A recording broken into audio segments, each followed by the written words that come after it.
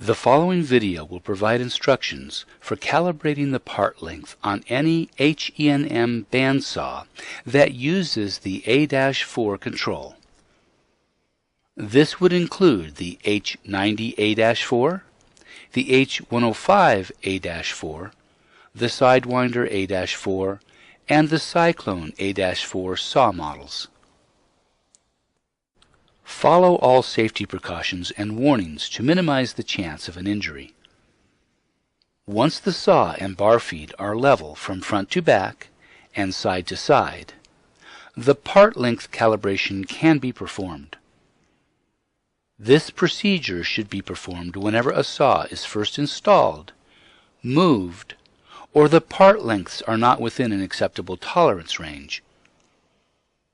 Typically, if the feed rate and cutting pressure are properly set for the blade and material, the material is correct for the saw model, the blade is correct for the material, and a high-quality cutting lubricant is being used, the saw should repeat within plus or minus 0.005 of an inch.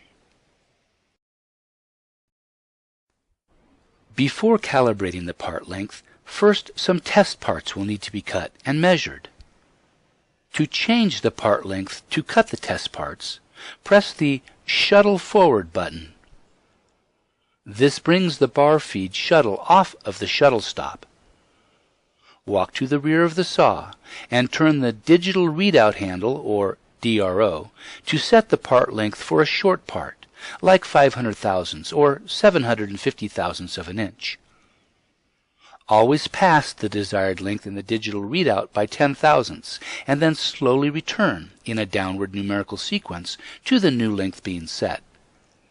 This removes the gear lash and sets the gears in the DRO to the most accurate position. Test cutting can be done with any material suitable for the saw and blade, but selecting a relatively small solid material that is easily measured with a caliper is the most convenient. Solid, low-carbon round material 2 inches to 3 inches in diameter makes a good test cut material.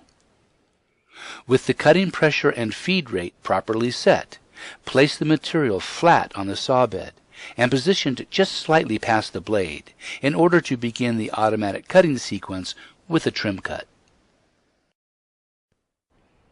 Zero out the parts counter and set the parts required parts counter to 3.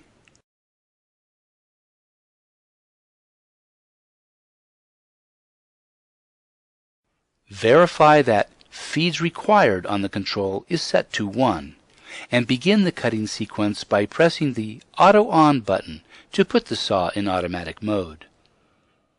Now press the Start with Cut button and the safety Start button on the upper right of the control at the same time. The saw vise will clamp, the motor and blade will start, and the arm will come down and make the trim cut. After the trim cut is complete, the feed vise will clamp as the arm begins to rise. The main vise will open, and the shuttle or bar feed will move forward. When the feed forward switch is made, the saw vise will clamp, the arm will begin to move downward, and the shuttle will return for the next part.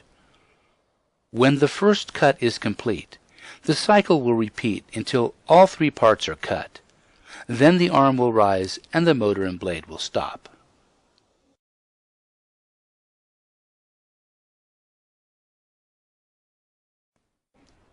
Measure the length of each part using precision calipers. The part lengths should be within plus or minus 0.005 of an inch of each other. However, if the part lengths are not within plus or minus 0.005 of the desired length, that is, the length set in the DRO at the rear of the saw, an easy calibration of the DRO can be made. Return to the rear of the saw. The process will differ depending on which version of the DRO exists on the saw, but the concept is the same. If the saw was made prior to mid-year 2005 and has an older style digital readout, one that is encased in a gray sheet metal box, the 4 screws holding the sheet metal cover will need to be loosened. Lift the cover off of the DRO and set it aside. Beneath the base that the digital readout is mounted on, there are 4 screws. Remove 3 of the screws and leave, but loosen, the 4th screw that is holding the top right of the DRO when viewed from above.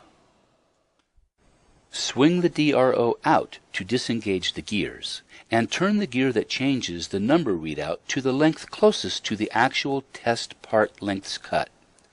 So, the DRO is being changed to read what the saw is actually cutting.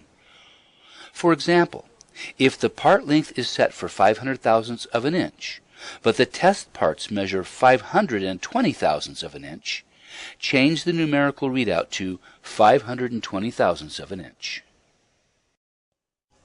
If the saw was manufactured after mid-year 2005, it likely has the newer style DRO and is even easier to calibrate.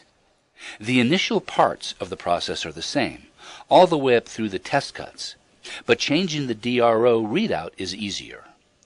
This orange-colored DRO has a black collar on a shaft that turns and changes the numerical readout.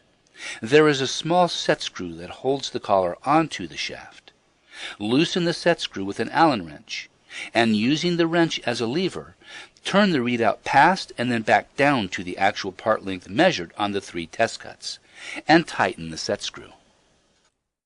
With either style DRO, it is advisable to recheck the part length by cutting a few more short parts in automatic mode to verify that the part length is within plus or minus 5 thousandths of an inch. This completes the length calibration process for the HE&M Saw Horizontal Bandsaw with the -4 control.